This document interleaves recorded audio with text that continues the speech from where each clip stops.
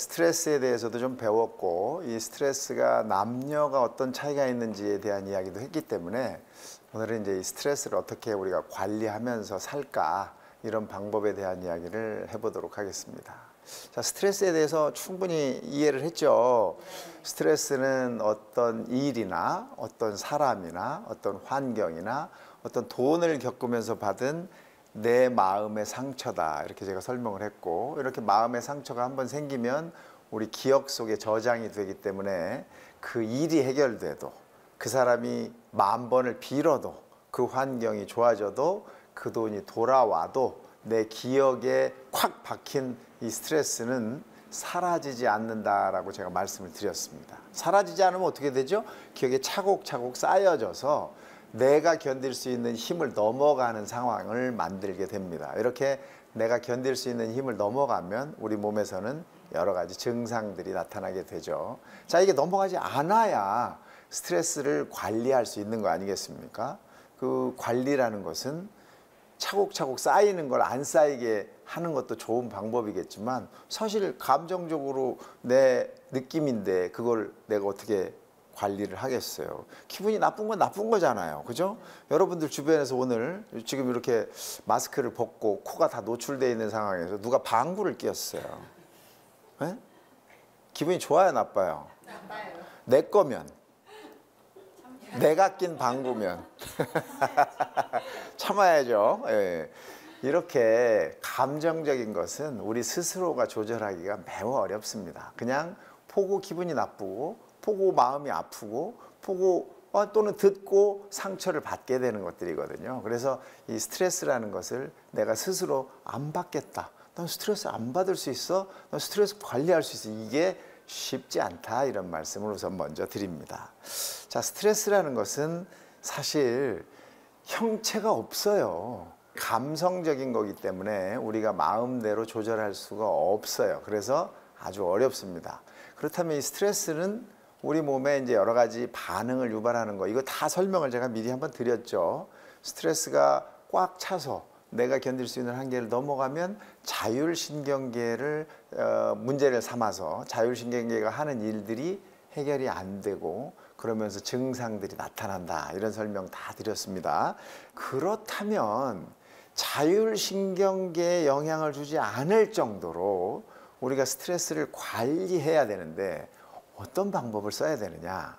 우리가 스트레스를 기억에 저장된 상태이기 때문에 약물로도 기억에 저장된 걸 없앨 수가 없고요. 수술로도 기억에 저장된 스트레스를 해결할 방법이 없습니다. 그러면 어떻게 해야 되죠? 좋은 기억으로 그것들을 쭉 덮어야 돼요. 그래서 좋은 기억, 즐거운 기억으로 덮어내는 것이 가장 좋은 방법이고, 또 한 가지가 있어요. 그게 뭐냐면 내가 견딜 수 있는 힘을 높이는 거예요. 내가 이것들을 견뎌낼 수 있는 힘이 점점점 세지면 기억이 자꾸 저장이 돼도 이거 이상으로 올라가지 않기 때문에 내가 편안하게 그냥 아무 일 없던 듯이 살아낼 수가 있다는 거죠. 그래서 우리가 이겨낼 수 있는 힘, 스트레스를 이겨낼 수 있는 힘을 우리가 자존감 이렇게 표현하고 회복 탄력성 이렇게 설명을 하는데, 이것들이 조금 더 커질 수 있도록 자꾸 노력하는 것이 가장 확실한 방법이다, 이렇게 설명을 할 수 있습니다.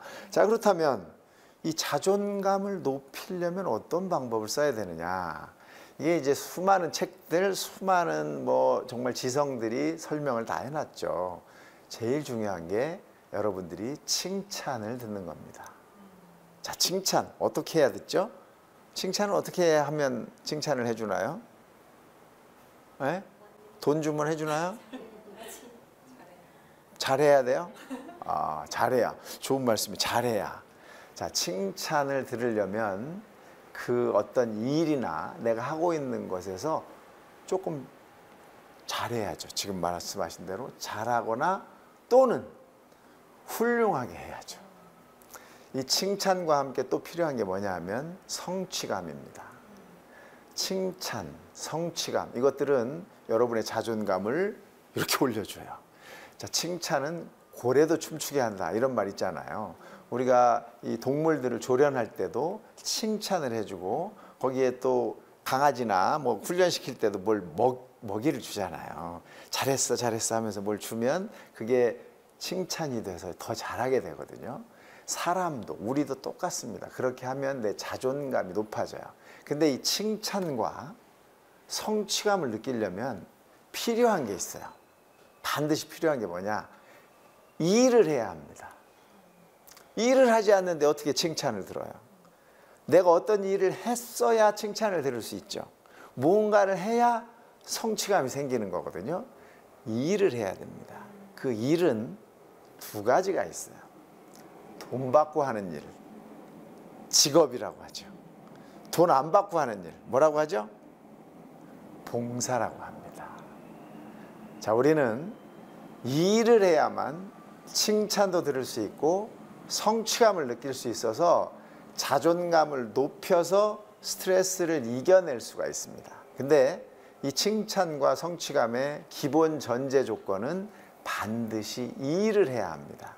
그 일은 돈 받고 하는 직업도 있지만 돈을 전혀 받지 않고 하는 봉사라는 일도 있다는 거예요. 그래서 이 두 가지를 처음에 하면, 처음엔 칭찬을 못 듣죠. 맨 처음에 내가 그 일을 처음 해보는데 어떻게 칭찬을 들어요. 근데 시간이 조금 지나면 익숙해지면서 칭찬이 시작이 되죠. 열심히 하면. 그다음에 조금 지나면 어떻게 해요? 그 일에서 하나씩 성과가 나옵니다. 그게 성취감이에요. 이 두 가지가 우리를 춤추게 하는 겁니다. 우리의 자존감을 높여서 우리가 스트레스가 쌓이더라도 그걸 이겨내는 힘이 되는 거예요. 그래서 여러분들은 죽는 날까지 일을 해야 됩니다. 봉사라도 해야 되는 거예요. 자, 두 번째 아주 중요한 게 있습니다. 두 번째가 뭐냐? 큰 행복이 없다는 사실을 빨리 깨달아야 합니다. 이 세상에는 큰 행복이 없습니다. 큰 행복을 찾는 사람들이 있어요. 매주 가서 복권 사고 한 방에 어떻게 좀 해보려고. 그런 일은 일어나지도 않고 그 일로 인해서 우리가 행복해지지도 않고 자존감도 올라가지 않습니다. 큰 행복은 없다. 그럼 행복이 뭐냐? 매일매일 여러 사람, 내 주변에 있는 사람들과 같이 즐기면서 노는 즐거운 것이 행복이다. 이걸 빨리 알아야 됩니다. 그래서 내 주변에 있는 사람들하고 내가 매일매일 즐겁고 재미있고 정말 이 사람들하고 있으면 참 기분 좋다. 이런 것들이 진짜 행복이라는 사실을 알고 그런 데에 힘쓰셔야 여러분의 자존감이 높아집니다. 자, 하버드 대학에서 연구를 했어요. 74년인가를 연구를 했죠. 하버드 대학 출신의 아이들, 하버드 대학 졸업한 사람들의 아이들과 그 동네에 같이 살고 있는 불량 아들을 골라서 74년 동안 전화로 물었어요. 어디 사냐? 누구랑 사냐? 니네 집이냐? 전셋집이냐? 취직은 했냐? 결혼은 했냐? 애는 낳냐? 이런 것들을 74년 동안 물었어요. 그러면서 연구자가 몇 명이 돌아가셨죠. 오래됐으니까. 그 연구 결과가 뭐냐 하면 말이죠.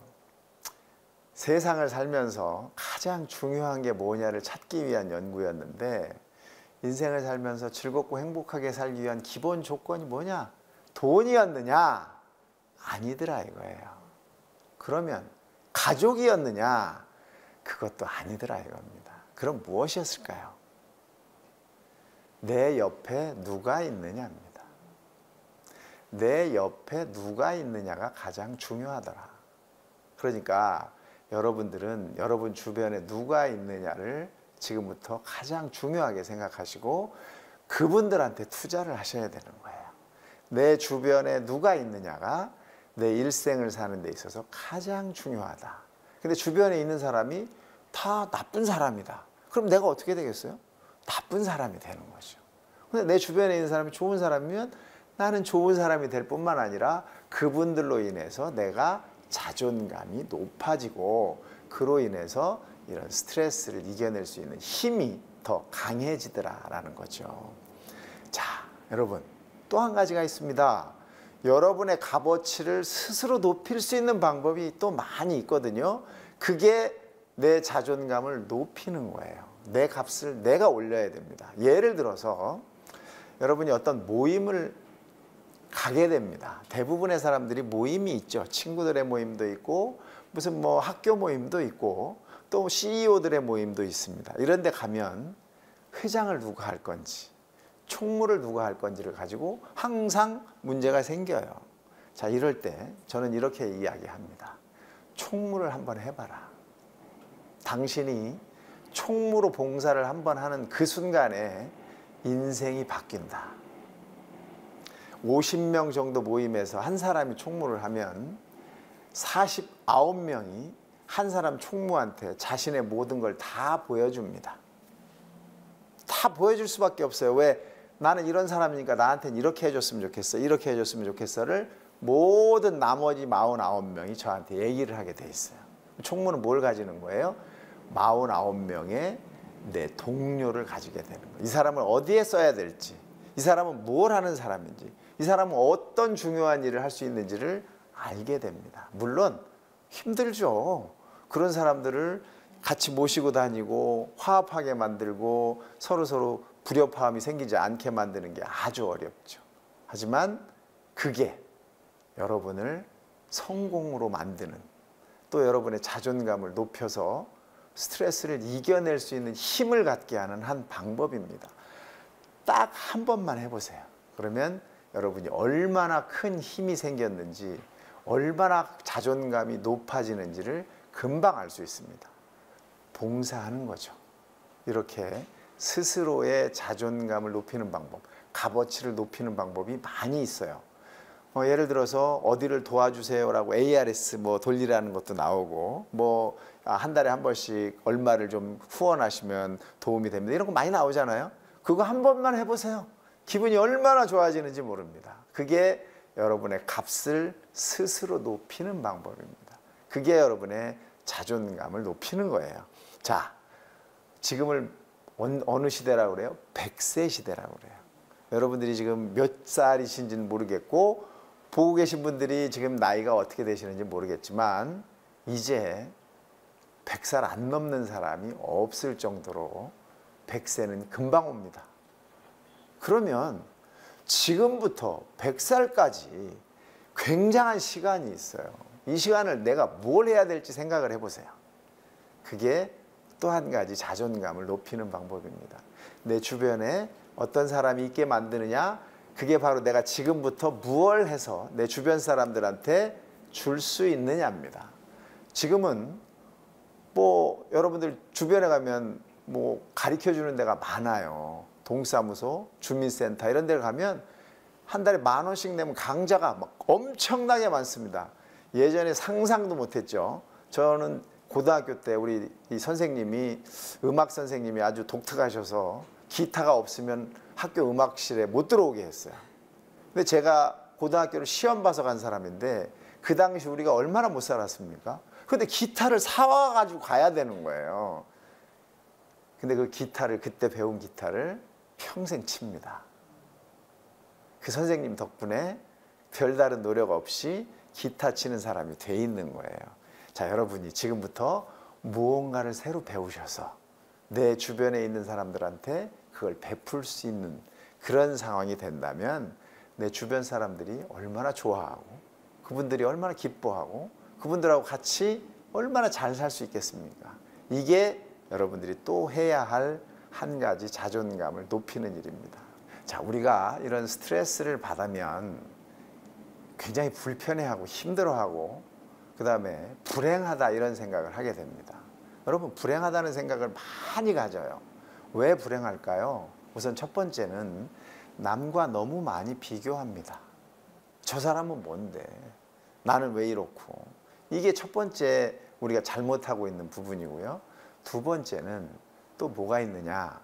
감사할 줄을 너무 몰라요. 지금 내 스스로의 현 상황이 감사하다는 생각을 잘 못합니다. 또 나쁜 생각을 많이 해요. 나는 안 되는 놈이야. 나 이렇게 해도 안 되고 저렇게 해도 안 되는 놈이야. 라는 생각들을 많이 가지고 있어요. 이런 생각들에서부터 떨어져 나가는 것도 굉장히 중요한 일이거든요. 이런 생각을 떨칠 수 있는 것이 바로 아까 말씀드렸던 자존감을 높이는 방법들입니다. 또 이런 불행한 사람들이 또는 이렇게 불편한 사람들이 찾아오시면 첫 번째 하는 말이 뭐냐면 한 번에 해결해 주세요.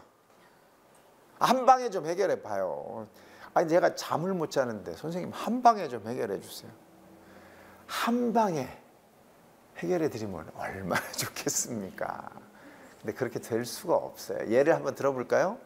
공부를 잘하려면 한 방에 되나요? 잘 돼요? 공부를 잘하려면 예습 복습도 잘하고 평상시에 열심히 노력을 해놔야 공부 시험을 잘 볼 수 있는데 한 방에 해주세요. 안 되죠. 또 살이 좀 쪘어요. 살 좀 빼고 싶어. 한 방에 좀 빼주세요. 한 방에 어떻게 빠져요? 먹는 거 줄이시고 적당한 운동하시고 이런 게 있어야 꾸준히 해야 조금씩 조금씩 빠져서 살이 빠지죠. 스트레스 역시 마찬가지입니다. 스트레스로 인해서 여러 가지 내 몸의 증상들이 나타나고 우울할 수도 있고 불안할 수도 있고 이런 공황장애가 나타날 수도 있고 또는 몹쓸 생각 이런 생각이 들 수도 있지만 그런 것들을 한 방에 해결할 수는 없습니다. 그 전에 미리미리 이런 스트레스를 이겨낼 수 있는 우리 나름대로의 생각과 노력을 해야만 자존감을 높일 수 있는 일을 해야만 우리가 여기에서 벗어날 수 있다는 거죠. 자, 저한테 찾아오시는 분들 이런 분들 꽤 많아서 우리가 스트레스를 측정하기도 합니다. 측정하는 방법은 스트레스 호르몬을 피검사로 해봐요. 그러면 스트레스가 어느 정도 있는지를 우리가 조금 더 알 수가 있고 또 하나는 자율신경 검사를 또 해봐요.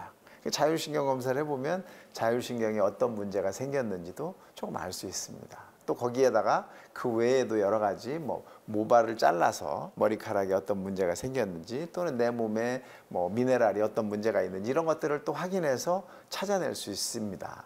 그래서 그런 것들과 그분이 가지고 있는 증상들을 합쳐서 지금 상황이 이렇습니다 라고 설명을 해줄 수가 있는 거죠. 이 설명이 굉장히 중요해요. 나는 아파서 갔는데 아니 검사했더니 정상이에요. 병이 없어요. 이러면 얼마나 실망스러워요. 그죠? 내 부모가 아파서 갔는데 제 어머니도 그런 한 분인데 굉장히 오랫도록 아프셨어요. 근데 가보면 육체적인 병은 없는 거예요. 그러면 실망스럽죠. 나는 안 아픈다. 나는 아픈데 왜 안 아프다 그래.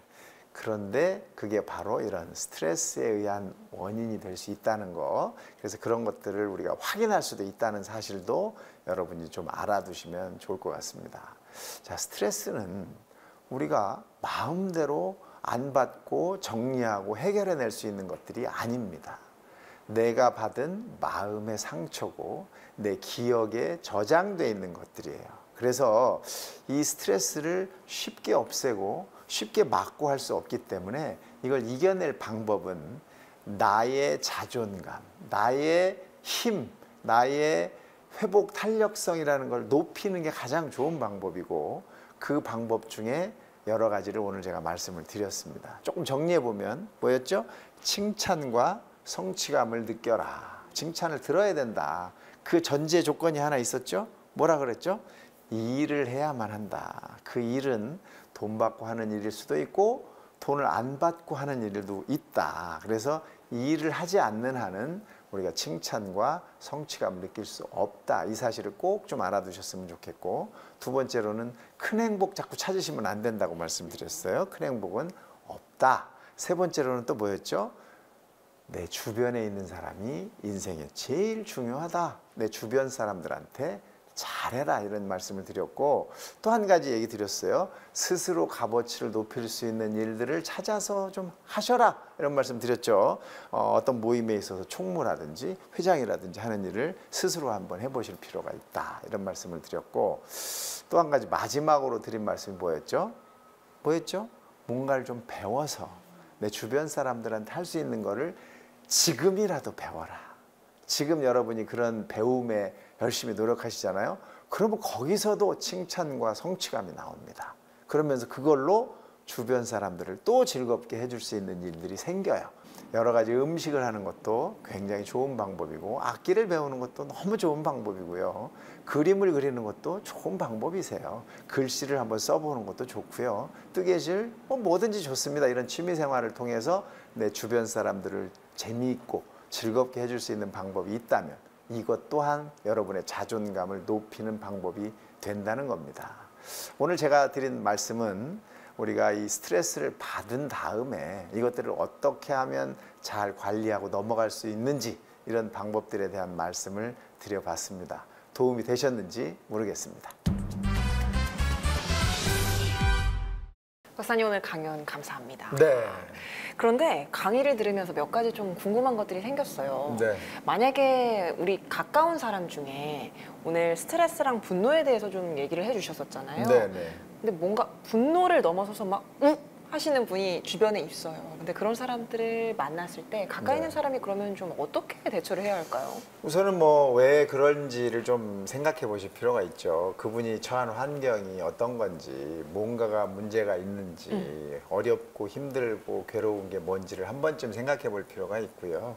두 번째는 이제 당신이 그렇게 욱하니까 나도 힘들다라는 표현을 좀 해줘야죠. 그냥 참기만 하면은 계속적으로 그렇게 이야기할 수가 있기 때문에 그 분노 표현하는 거, 욱하는 것들을 그게 아니고 표현을 이렇게 좀 바꿔서 좀 해보세요라고 얘기해 줄 수 있어요. 그때 쓰는 메시지가 I 메시지라고 해서 나는 이라는 말을 좀 써서 시작을 해봐라. 나는 당신이 이렇게 말하니까 화가 나. 이렇게 하면 나는 이라는 게 앞에 붙으면 뒤가 내려가요. 근데 너는 이라는 말이 붙으면 뒤가 올라가요. 너 때문에 그렇잖아. 깜짝 놀랐어. 이렇게 올라간단 말이죠. 그래서 항상 I 메시지, 나는 이라는 말을 앞에 붙이고 나는 당신이 이렇게 말하는 게 화가 나. 나는 당신이 그런 일을 해서 정말 난감하고 힘들었어. 이렇게 얘기할 수 있게 이제 그분한테 좀 가르쳐 줄 필요가 있는 거죠. 맞습니다. 그러면 교수님 이번에는 좀 반대로 네. 내가 작은 일에도 자꾸 화가 나. 네. 자꾸 성질이 나요. 왜 나한테 그래요? 이럴 때 어떻게 해야 돼요? 그럴 때는 이제 내가 견디기가 어려운 상황, 힘들다 이런 표현이잖아요. 그러니까 그럴 때는 잠깐 일상에서 좀 벗어나는 거죠.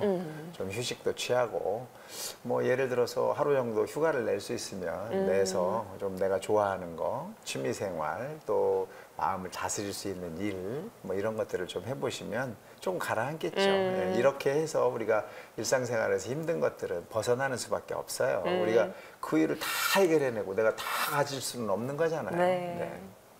강연에서 또 박사님께서 스트레스를 관리하는 비법 여러 가지 알려주셨는데 그중에서 악기를 배우거나 네. 이것저것 배워보는 것도 좋다라고 해주셨는데 박사님께서는 요즘에 스트레스 관리 위해서 배우는 것 좀 있으세요?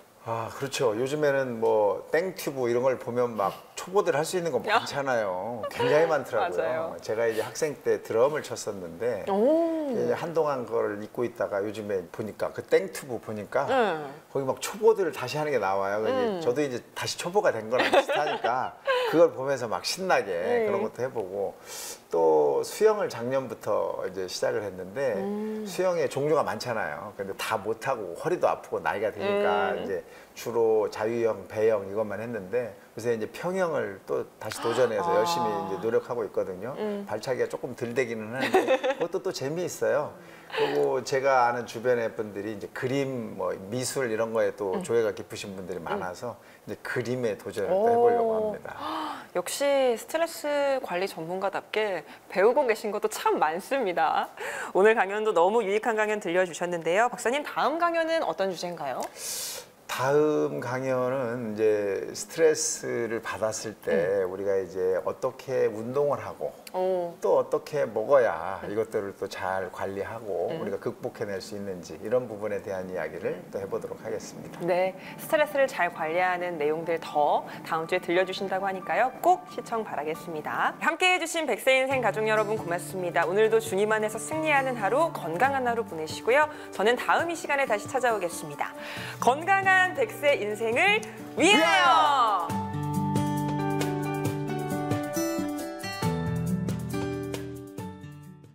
이 프로그램은 여러분의 미디어 선교 후원으로 제작되었습니다. 선교는 사명, 후원은 동역. 당신도 복음을 전할 수 있습니다. 선교 후원 02-6333-1003번